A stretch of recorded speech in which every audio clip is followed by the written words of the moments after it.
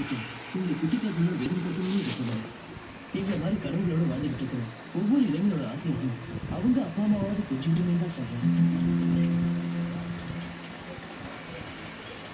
என் பையன் சாதிப்பாங்கிற நம்பிக்கை உங்களுக்கே இல்லைன்னா மற்றவங்க எப்படிப்பா நம்புவாங்க? Yes!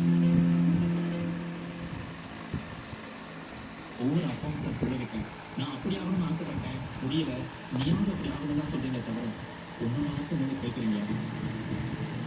நீங்க நினைக்கலாம் இன்னைக்கு இவங்க ஜெயிச்சிட்டாங்க, அந்த சந்தோஷத்துல மமதில பேசுறாங்க. மமதில பேசல, கேந்திரில பேசுறேன். சத்தியமா எனக்கு சந்தோஷமா இல்லை சித்தி.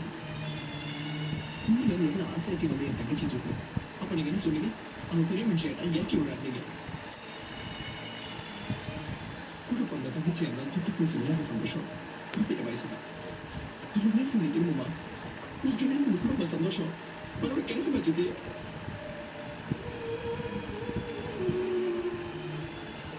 எத்தனை பசங்க குத்து வாழவும் இல்லாம அவங்க திறமையெல்லாம் வீணா போய் இந்த மாதிரி சந்தோஷங்களை இழந்துட்டு